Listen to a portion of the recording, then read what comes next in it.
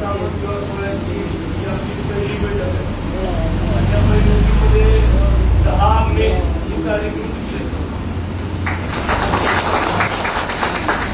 10 मे रोजी आपला विवाह सोहळा असेल, पण 25 एप्रिल पर्यंत आपल्याला सगळे डॉक्युमेंट, सगळे किती जोडपे तयार झाले त्या सगळ्या गोष्टीचे डॉक्युमेंट आपल्याला 25 तारीख डेडलाईन असेल. त्याचं कारण काय की त्या जोडप्याला आपल्याला फलंदाजी तयार करावं लागते, त्या जोडप्याला आपल्याला कपडे घ्यावं लागते. जे समजा काही चप्पल बूट आहे, कपडे आहेत, 1-2 दिवसात होते त्या, पण बाकीच्या मोठ्या मोठ्या वस्तू आहेत त्यांना द्यायच्या, त्या वस्तूसाठी आपली परेशानी होती. त्यासाठी 25 तारीख आपण डेडलाईन धरून चालू, एका दिवस मागं पुढं होणार नाही याची काळजी तुम्ही सगळ्यांनी घेऊन घ्यायची. कारण पुढं तारीख येत जात गेली की मग माझी परेशानी वाढते, नियोजनाची परेशानी वाढते. त्यासाठी नियोजनाची परेशानी वाढणार नाही याची सुद्धा तुम्ही सगळ्यांनी दक्षता घ्यायची.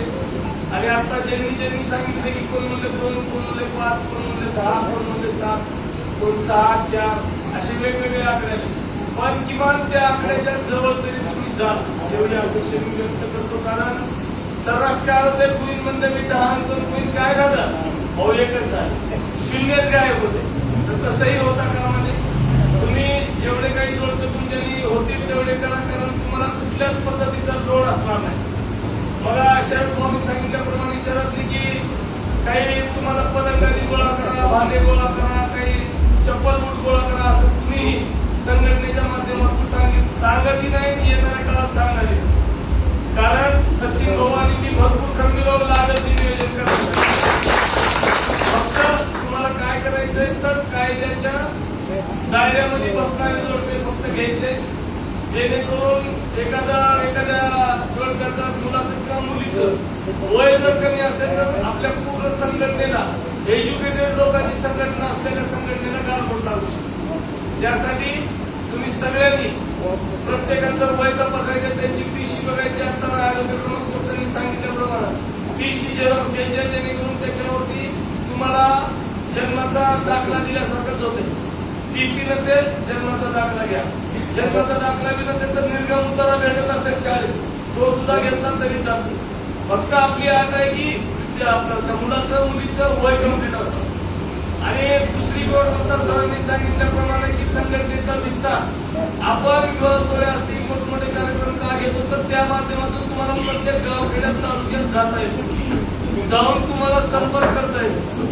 तुम्हाला बऱ्याचदा सांगितलं की शाखेवर भर द्या. आज आता समजा एवढे जण सगळे बसले आणि एकटा गुईन चौकात गेलं तर गुईनला तुम्ही बघणार नाही, असं प्रयत्न गेले तर तुम्ही बघणार नाही. पण असं गुईन पुढे राहिले, बाकी सगळे मागे राहिले, आणि कोण लोक आले त्यांच्या नाव एवढे लोक. म्हणजे अशी मानसिकता लोकांची. जर कुठल्या अधिकाऱ्याकडे जायचं म्हणलं तर मॉब घेऊन जाणे आणि एक दोघं जाणे फरक राहतात. त्यासाठी तुम्हाला शाखेचं जास्तीत जास्त शाखा ओपनिंगवर सुद्धा भर द्यायचं आहे. विद्यार्थ्यांच्या अडचणी असतील, बऱ्याच ज्या काही अडचणी असतील त्या सगळ्या अडचणी सोडवण्यासाठी संघटना प्रयत्नशील असणार आहे. पण येता विवाह सोहळा हा एकदम महाराष्ट्रात 1 नंबर झाला पाहिजे याची सगळ्यांनीच काळजी घ्यायची. कारण आपण काय होते, विवाह सोहळा भारी होते, प्रमुख पाहुणे येते सगळे, पण माझं म्हणणं राहते तुम्ही सगळे मिळून 100 जोडपे तयार करा, 100 जोडप्याचं नियोजन. फक्त माझं म्हणणं आहे की जास्तीत जास्त जोडपे करा आणि सगळ्यात जास्त भर पदाधिकाऱ्यांनी त्यांच्या फॅमिलीतल्या लोकांसाठी जास्त द्या. जर एखाद्याचा भाऊ असेल, बहीण असेल, जमला असेल, उभं रिंपाणी करून सण करायच्या भानगडीत जाऊ नका. कुणी म्हणत असेल मी संघटनेचा एवढा मोठा पदाधिकारी, माझ्या भावाचं बहिणीचं लग्न मी विवाह सोहळ्यात काढू. विवाह सोहळ्याला जी प्रमुख पाहुणे येणार आहेत, मंत्री, आमदार, खासदार येणार आहेत. तुमच्या पर्सनली लग्नाला एवढे लोक येऊ शकत नाही. त्यासाठी विवाह सोहळा आपला काय फक्त एखादा कपडा लावला, काय म्हणते तिंबडमध्ये कपडा लावला पुन्हा फाटला असं नाही. विवाह सोहळा एकदम शिस्तबद्ध असते. मला वाटतं की माझ्या भावाचं बहिणीचं लग्न त्या पद्धतीनं नियोजन मी सचिन भाऊ सगळ्याला सांगून नियोजन लावत असतो. तुम्हाला एवढंच माझी कळकळीची विनंती आहे की आपल्या संघटनेतल्या जास्तीत जास्त पदाधिकाऱ्यांचं या विवाह सोहळ्यात होणं अपेक्षा. जेवढे गोरगरीब आहेत, वाड्या, रस्त्यात, तांड्या, जिथं जिथं तुम्हाला वाटते ती गोरगरीब आहे त्यांनी करू शकते, त्यांना जर आपण कन्व्हिन्स केलं त्या ठिकाणी जाऊन तुम्ही 3-3ला जावा, त्यांना बोला, त्यांना कन्व्हिन्स करा. कारण आज त्यांचे पैसे खर्च झाल्यावर, खर्च करताना कळत नाही, पण खर्च होऊन गेल्यावर नंतर वैवाहिक आयुष्य जगत असताना खूप परेशानी होती.